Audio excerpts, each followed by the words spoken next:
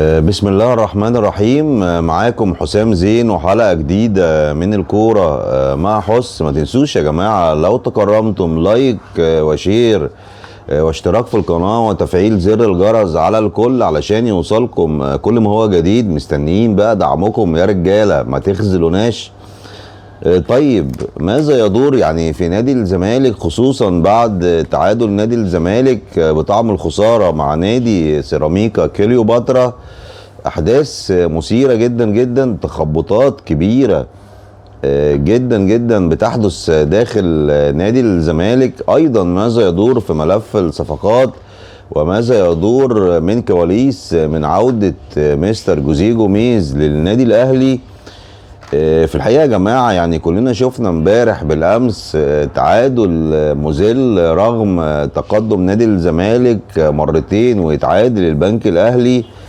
الكل يعني بيتكلم دلوقتي على ان سكواد نادي الزمالك سكواد فقير.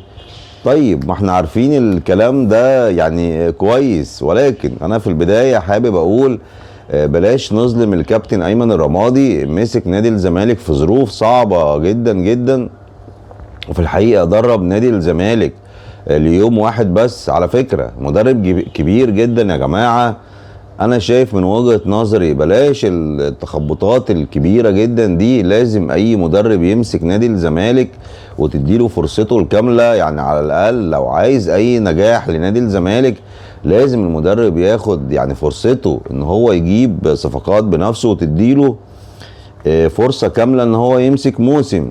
ولكن المفاجأة هنا في الحقيقة من وجهة نظري صدمة مدوية من العيار الثقيل. الكابتن حازم امام يعني بيتفق مع مجلس ادارة نادي الزمالك، وهتسمعوا يا جماعة الكلام ده يعني كوميديا سوداء.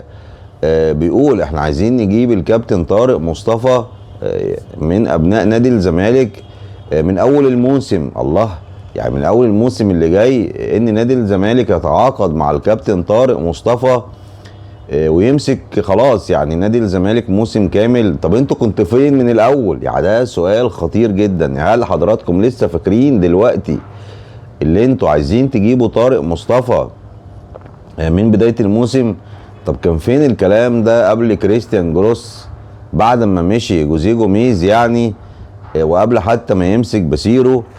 تخبطات كبيرة جدا يا جماعة في نادي الزمالك هتودينا كلنا في داهية اكتر واكتر للأسف. وكان الاتفاق في الحقيقة مع الكابتن حسين لبيب عكس ما صدر من تصريحات من الاول. لا، ان الكابتن حسين لبيب في حالة فوز ايمن الرمادي بكاس مصر على الاقل هيديله فرصة الموسم القادم. لا، اتفاقات الكابتن حسين لبيب مع الكابتن ايمن رمادي ان هو هيمسك لمدة شهر واحد فقط. يعني في الحقيقة شيء عجيب جدا جدا. بقى انت حضرتك يعني جايب مدرب كبير زي ايمن الرمادي علشان يعني تديله فرصة شهر واحد فقط؟ يعني سواء خسر بطولات ما خسرش، هو شهر واحد يا جماعة وهيمشي. انا من وجهة نظري انا شايف ان ده تخبط اداري كبير قوي قوي في نادي الزمالك، بيودي نادي الزمالك كله في داهية. انا حابب طبعا اسمع رايكم كمان في الموضوع ده. هل كابتن ايمن رمادي يعني لو نجح مثلا في كاس مصر ونجح ان هو يعمل نتائج جيدة مع نادي الزمالك برضه يمشي؟ المفاجأة هنا كمان يا جماعة اللي بتثبت لكم كلامي ان مازال التخبط مستمر داخل مجلس ادارة نادي الزمالك، وان المركب اللي ليها اكتر من رئيس بتغرق. ان بقى كمان يعني ده رأي الكابتن حازم امام، لا نجيب الكابتن طارق مصطفى بداية من الموسم القادم. الكابتن ميدو يرفض. يعني الكابتن ميدو ليه رأي بقى تاني خالص، بيقول لك لا احنا مش عايزين مدربين مصريين خالص. انا من بداية الموسم القادم عايز اجيب مدرب اجنبي لنادي الزمالك. لك الله يا زمالك، احنا مش عارفين في الحقيقة نتيجة التخبطات الكبيرة دي هتودينا لفين. طيب يا فندم، مفاجأة برضو تانية من وجهة نظري من العيار الثقيل واثبات ان النادي الاهلي يعني بما لا يدع اي مجال للشك يا جماعة خيوط التآمر واضحة في موضوع ان خلاص النادي الاهلي هيجيب مستر جوزيه جوميز للنادي الاهلي بعد نهاية الموسم علشان يكون كمان خلص الموسم مع الفتح، وهيكون خلاص يعني بعد الماتش القادم تأكد تماما استقرار نادي الفتح في الدرجة الأولى السعودية دوري روشن السعودي. شيء عجيب جدا جدا يا جماعة. يعني ايه اللي مشى بالله عليكم جوزيه جوميز من نادي الزمالك واتعرض عليه راتب يوصل ل 240 ألف دولار؟ كمان مين اللي هيدفع الشرط الجزائي لنادي الفتح السعودي؟ وازاي يعني نادي الفتح السعودي هيوافق كده بكل سهولة ان هو ينتقل للنادي الاهلي؟ عرفتوا مين يا جماعة اللي بيتآمر، سواء تهريب لاعبين سواء تهريب مدربين؟ وطبعا يعني الاخ التركي آل الشيخ الاهلاوي هو اللي بيرعى يا جماعة. خلينا نبقى واضحين مع حضراتكم، كل هذه المؤامرات ضد نادي الزمالك. يعني مين في البداية كمان لو متذكرين اللي هرب كارتيرون وكان ناقص 15 يوم فقط وجاب له برضه عرض مغري جدا في الدوري السعودي قبل 15 يوم من نهائي بطولة القرن، نهائي القرن لو متذكرين، ونهائي دوري ابطال افريقيا ما بين نادي الزمالك والنادي الاهلي، والعامل المشترك الوحيد هو تركي آل الشيخ والدوري السعودي والانديه السعوديه اللي هو مؤثر عليها وليه علاقات كبيره جدا، ويقدر هو كمان اللي يدفع راتب المدير الفني في احد الانديه السعوديه. في الحقيقه يعني كارثه بكل المقاييس. وطبعا النادي الاهلي يقول لك انا هجيب طبعا مدرب كويس زي جوزيه جوميز، انا كده ضربت عصفورين بحجر واحد، انا دمرت نادي الزمالك. لان في الحقيقه دي كانت خبطه مؤلمه موجعه لنادي الزمالك. كلنا شايفين اهو النتائج السيئه اللي بيمر بيها نادي الزمالك من بعد رحيل جوزيه جوميز، لان هو في الحقيقه كان مدرب كبير جدا، بجانب بقى تخبط النواحي الاداريه. جبت كام مدرب بعد ما مشي جوزيه جوميز، ونادي الزمالك للاسف نتائجه من سيء لاسوأ ونتائجه في انهيار. فالنادي الاهلي يقول لك بص انا كده عملت بلبله كبيره، وكمان اهو عملت كوبري وعنطره نادي الكباري الشهير، زي ما قال عضو مجلس اداره النادي الاهلي السابق الاستاذ محمد عبد الوهاب في حديثه مع مهيب عبد الهادي تقريبا من 6 شهور. اهو طفشت او هربت مستر جوزيه جوميز من نادي الزمالك، وكمان هجيبه عندي لان هو مدرب كفء، وكمان هبقى فرست وكت جماهير نادي الزمالك. في الحقيقه النادي الاهلي بيتعمد تخريب وتفريغ نادي الزمالك، سواء من اهم اللاعبين من اهم المدربين، اهم اللاعبين زي زيزو، وادينا شفنا اهو كمان اهم المدربين زي مستر جوزيه جوميز. النادي الاهلي يعني ما عندوش اي ابتكار او اي حلول غير ان هو يفرغ نادي الزمالك، وكمان يستولي على لاعبين او مدربين من نادي الزمالك. واكبر دليل هو انتقال زيزو للنادي الاهلي وتوقيعه مع النادي الاهلي. وحتى ان لم يثبت ذلك، ولكن الكل يعلم ذلك بكل الشواهد وكل الادله، توقيع زيزو مع النادي الاهلي في الفتره الغير قانونيه، وايضا عمل انطره وكوبري لمستر جوزيه جوميز. دي في الحقيقه انا شايفها مواضيع خطيره جدا جدا، لازم كلنا سردا للحقائق نتكلم عنها ونسجلها. ايضا يا جماعه يعني صدمه برضو من العيار الثقيل في ويستمر مسلسل التآمر من داخل الأندية المصرية، وأكيد بإعاز من النادي الأهلي لعدم ضم أي لاعب مصري لنادي الزمالك. وأكبر دليل يا جماعة على كلامي ما زالت مفاوضات نادي الزمالك مع ياو أنور وكمان مع أسامة فيصل لضمهم من البنك الأهلي. بالنسبة يا جماعة لياو أنور، تجدد الحديث مرة تانية من مسؤولين نادي الزمالك، وخصوصا الكابتن حسين لبيب شخصيا رئيس نادي الزمالك مع اللواء أشرف نصار رئيس البنك الأهلي لضم ياو أنور. المفاجأة هنا يا جماعة، وطبعا احنا طلعنا لحضراتكم في الحلقات الماضية وأشرنا لمفاوضات نادي الزمالك مع البنك الأهلي لضم ياو أنور. المفاجأة هنا ان فجأة كده جاله عقد من احد الانديه القطريه وقيمته $1,000,000. طب يعني ايه يعني؟ بالله عليكم هل ده يعقل؟ اي لاعب بيفكر بس مجرد ان هو يفكر نادي الزمالك يضمه من اي نادي مصري، بنلاقي العراقيل والمبالغ يعني المبالغ فيها جدا اللي بتطلبها الانديه. ده يا جماعه مش وليد الصدفه. شوفوا السنه اللي فاتت نادي الزمالك قدر يجيب كام لاعب مميز؟ ما قدرش. وشوفنا في النهايه نادي زي سيراميكا كليوباترا ايضا يعني المدعم او الموالي للنادي الاهلي برضه رفض يديله اي لعيبه، وحصلت انتقالات مدويه في اكتر من لاعب ما بين سيراميكا وبيراميدز. حضرتك الاهلي بيحكم باحكامه، الاهلي هو اللي بيقول مين ينتقل من اللاعبين لنادي الزمالك تحديدا. واضح يا جماعه. ايضا دي يعني فضيحه انا شايفها من العار الثقيل، ان كده خلاص نادي البنك الاهلي يعني قال لنادي الزمالك انا هبيع اللاعب ب$3,000,000 وهو لاعب محلي. ماشي، انا شايفه لاعب جيد، لكن في النهايه مش بالمبالغ الكبيره دي. طبعا علشان يفسد اي تقدم على نادي الزمالك اكيد طبعا يا جماعه باعاز من النادي الاهلي. وكلنا شفنا ان النادي الاهلي ايده طايله وليه بعض العلاقات حتى سواء في قطر او الامارات وطبعا في السعوديه. ايضا اسامه فيصل نادي الزمالك بيحاول يضمه مره تانية، ولكن بالنسبه يا جماعه لاسامه فيصل يعني بجد يعني حسبنا الله ونعم الوكيل في مجلس اداره نادي الزمالك، وخصوصا الكابتن حسين لبيب. بقى هو ده الكابتن حسين لبيب اللي هو اللي ودى بايده يا جماعه وسلم اسامه فيصل تسليم اهالي لرئيس البنك الاهلي تحديدا اللي هو اشرف نصار المتآمر يا فندم. ما هو لازم يبقى فيه كشف حساب علشان نكشف كل المؤامره وخيوطها، علشان نكشف كل اللي بيكرهوا نادي الزمالك والمواليين تماما لاوامر النادي الاهلي.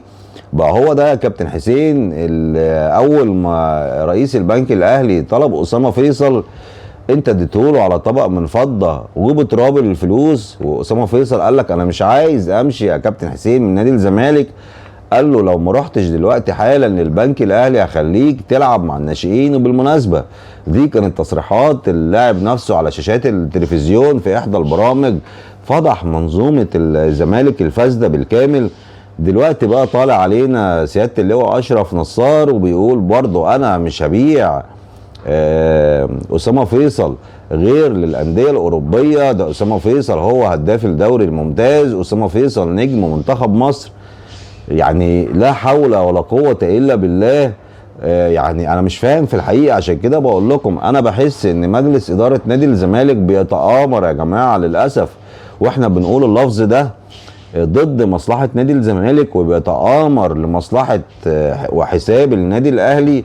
يعني انت صممت يا كابتن حسين ان انت تودي اسامه فيصل بتراب الفلوس هديه لرئيس البنك الاهلي وللنادي البنك الاهلي. دلوقتي حضرتك رايح تطلبه، شوف بقى هيطلب منك بقى يعني اموال طائله قد ايه ده اذا حضرتك اصلا عرفت تجيبه. طبعا بكل فعل نادي الزمالك هيتجه ان هو يجيب لاعبين من خارج الدوري المصري. وبالمناسبه يعني ليا رأي كده واضح وصريح من الاول في موضوع يعني بعض الصفقات اللي قالوا ان خلاص ان هي تمت بالفعل، وعلى رأسها الكابتن طارق حامد. جيد ان الكابتن طارق حامد يرجع لناديه، ولكن الكابتن طارق حامد يا فندم اصلا من البداية مشي في ايام عصر الاستاذ مرتضى منصور من اجل الفلوس. انا ما يفرقش بالنسبة لي في الحقيقة يعني ان هو يعني قال هيرجع يعني لحبه والنادي السابق. لا يا فندم، دلوقتي عصر الاحتراف هو المسيطر. ولكن انا يفرق معايا نادي الزمالك الكابتن طارق حامد تقريبا عنده 38 سنة. احنا هنا مش فريق معاشات يا كابتن حسين، احنا عايزين صفقات سوبر، صفقة جيدة ولكن ليست سوبر. خلاص يعني طارق حامد اصاباته كترت مجهوده قل. احنا عايزين لعيبه اقوياء يشيلوا نادي الزمالك. نادي الزمالك عنده سكواد فقير وضعيف جدا جدا. حتى يا جماعه انا قلت لكم في حلقه سابقه من يعني بعض الايام ان في صفقه كريم البركاوي بالفعل كان موقع لنادي الزمالك، ولكن للاسف حتى الكابتن كريم البركاوي خدوا الغراب وطار لان انت حضرتك ما خلصتش فيه. مباشرة. يعني انا مش عارف في الحقيقة. طبعا الكابتن ميدو طلع في حديث على اون تايم سبورت وقال توقعوا مفاجآت في ملف الصفقات. يعني الحذر كل الحذر، لان احنا بنسمع كلام معسول وفي الاخر ما بنلاقيش اي شيء. طبعا يعني في بعض يعني الاخبار بتؤكد ان نادي الزمالك عايز يجيب صفقات كويسه، وان في بعض الاخبار ان نادي الزمالك بيفاوض اهم اللعيبه الاجانب الافارقه او حتى من خارج افريقيا. يا مسهل الحال يا رب لما نشوف. في الحقيقه كمان يا جماعه، يعني من ضمن اخبار نادي الزمالك ان يعني حمزه المسلوسي بيقول لاداره نادي الزمالك يا جماعه لو انتم مش هتجددوا معايا من فضلكم يعني قولوا لي انا يعني جايالي عروض وعايز يعني اشوف مستقبلي. ويا ريت يا جماعه يعني ما يبقاش يعني يبقى في وضوح، خصوصا مع لاعب زي حمزه المسلوسي ياما ادى من عرق وجهد واخلاص وكان قليل المشاكل تماما. خصوصا كمان ان هو من اللاعبين الاجانب مع نادي الزمالك. يعني عمره ما عمل مشكله على ان هو مثلا قدم شكوى علشان ياخد راتبه من نادي الزمالك. كمان من ضمن الاخبار المهمه عن اقتراب رحيل دونجا لاحد الانديه الليبيه. يعني في ترحيب من اداره نادي الزمالك، او هم اللي مش عايزين يعني يكملوا مع دونجا نظرا لسوء مستواه. نتمنى ذلك، لان دونجا في الحقيقه ان هو اثبت ان هو اقل بكتير من امكانيات نادي الزمالك. كمان يا جماعه في بعض التفكير من مجلس اداره نادي الزمالك على اعاره الجفالي واعاره صلاح الدين مصدق. حاجه غريبه جدا، بقى هو ده صلاح الدين مصدق اللي ابتدى بمستوى عالي جدا في بدايه مشواره مع نادي الزمالك في بدايه الموسم، لا مستواه بقى سيء جدا وبقى ليه اخطاء كارثيه. وبالمناسبه خلي بالك الضغط العصبي والضغط النفسي اللي برضه بيمر بيه لعيبه نادي الزمالك شيء صعب جدا جدا. بتلاقي لعيبه كتيره جدا مش في مستواها، ضغوط كبيره جدا يا جماعه، ما بين رحيل اهم اللاعبين، ما بين تخبطات اداريه وتغيير في المدربين.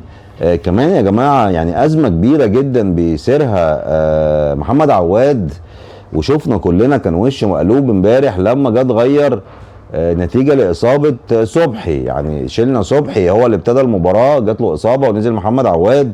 وبالفعل كان قبل المباراه محمد عواد مستاء جدا من ان صبحي هو اللي لعب المباراه، وقال لا انا المفروض اللي ببتدي في مباريات الدوري، وكان صبحي هو اللي بيلعب مباريات الكاس. الكابتن ايمن الرمادي قال له والله يعني دي ترشيحات من مدرب حراس المرمى. يمكن كمان عواد راح لمجلس الاداره وبلغهم ازاي ايه اللي بيحصل ده.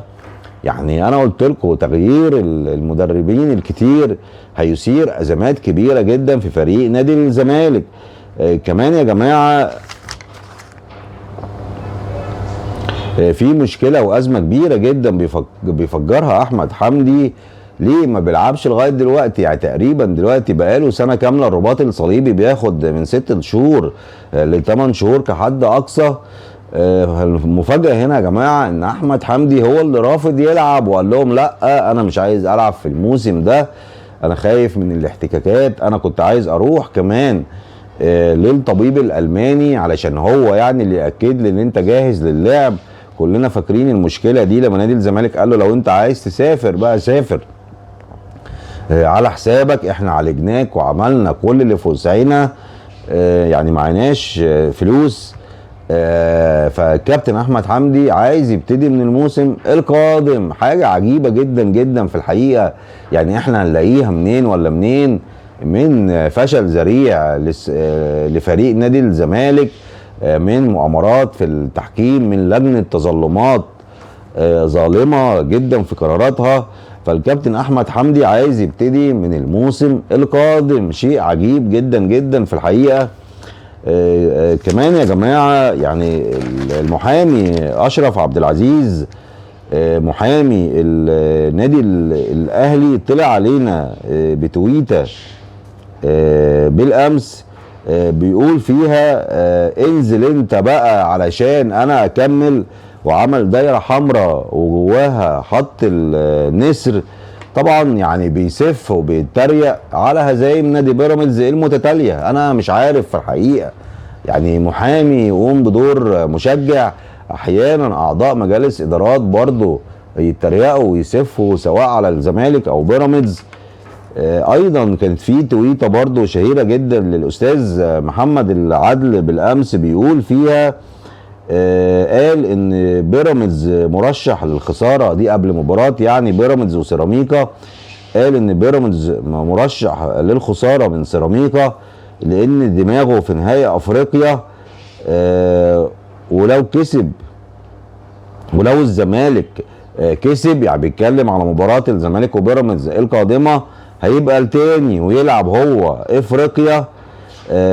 لازم نشوف مصلحتنا وما نبقاش دلاديل لفريق ابن امبارح. انا مش هرد في الحقيقه على التويته دي لان بتنم يعني عن جهل حتى رياضي بالاحداث الجاريه في للوقت الحالي في نادي الزمالك. في الحقيقه كمان يا جماعه يعني اخطاء صلاح الدين مصدق بقت كارثيه في الفتره الاخيره. مش عارفين يعني ايه سبب هبوط مستواه لهذه الدرجه، وممكن يبقى فيه تغييرات في تشكيل نادي الزمالك في المباريات القادمه. ايضا سيحه حارس المرمى عليه خناقه كبيره جدا ما بين نادي الزمالك والاهلي وبيراميدز. لازم يا جماعه لو نادي الزمالك حاطط عينيه على اي لاعب مش هيلاقي لاعب بسهوله، دايما هيلاقي مزاحمه كبيره جدا من النادي الاهلي ونادي بيراميدز. طبعا مش عايزين نادي الزمالك يتهنى على اي صفقه. في تفكير في عوده احمد نادر السيد، عايز يرجع نادي الزمالك.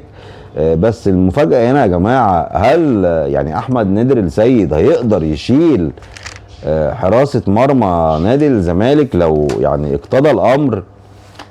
في الحقيقه كمان يعني نادي الزمالك كان قدم طلب للجنه التظلمات، كان عايز القرار يطلع قبل يوم 13 يوم الثلاث مباراه نادي الزمالك ونادي بيراميدز. طبعا لجنه التظلمات رفضت يا فندم. طبعا لازم يشوفوا ايه اللي هيحصل ويتاكدوا تماما ان النادي الاهلي هو اللي هيحصل على الدوري. مؤامرات كبيره جدا بتحدث ضد نادي الزمالك. وطبعا يا جماعه يعني نادي الزمالك ونادي بيراميدز لوحوا زي ما قلت لحضراتكم في السابق ان هم هيروحوا للفيفا. وخلي بالكم في محكمه الكاس الدوليه شق مستعجل يقدروا يحكموا خلال اسبوع لو حسوا ان في عدم حياديه في الدوري. يعني ممكن حتى لو اعلنت اداره المسابقات يعني استمر التسويف حتى من لجنه التظلمات، وانا عن نفسي متوقع كده لو لسه الدوري مازال معلق ولو ادوا ال3 نقاط وبيراميدز هو اللي فاز، يعني لو بيراميدز فاز الماتشات القادمه ماتشين القادمتين وخد ال3 نقاط يا جماعه، تخيلوا هيبقى هو الاول بفارق نقطه عن النادي الاهلي ايضا في حاله استمرار فوز النادي الاهلي. ولكن انت حضرتك لو قعدت تسوح كلجنه تظلمات وحتى الدوري خلص، يقدر نادي الزمالك ونادي بيراميدز لو ذهبوا مباشره لمحكمه الكاس الدوليه في الشق المستعجل نتيجه المباريات هتعلق. ده بالعكس هيبقى في عقوبات صارمه على اتحاد الكوره وعلى بالكامل اللي هو تابع ليه لجنه التظلمات، لان حضرتك كده غير حيادي والدوري بتاعك لا يتسم بالنزاهه والشفافيه. وهيدوا الدوري لمن يستحق ويحكموا ان ال3 نقاط دول لازم يتخصموا من النادي الاهلي.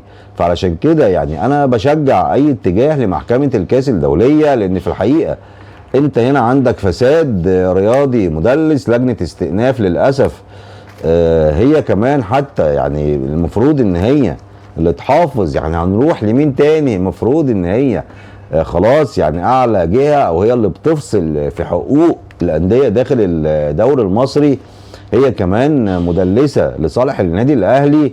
الجميع التآمر يا جماعه ضد مصلحه النادي الاهلي. يعني في الحقيقه برضو ما ننساش لقطه لأنيس بوجلبان وهو عمال يضحك مع الصحفيين بعد هزيمه النادي المصري، وحتى جاد يعني اللي هو حارس المصري بانت يا جماعه سايب كوره بعد ما مسكها علشان النادي الاهلي هو اللي يكسب. لا، مسرحيه هزليه وابطالها واضحين وكل الخيانه واضحه من بعض الفرق والمجامله للنادي الاهلي. حتى يا جماعه يمكن احد رجال الاعمال الاهلاويه قال ان انا هدي مكافاه 500 الف جنيه لاي جول من البنك الاهلي يجيبوه في بيراميدز.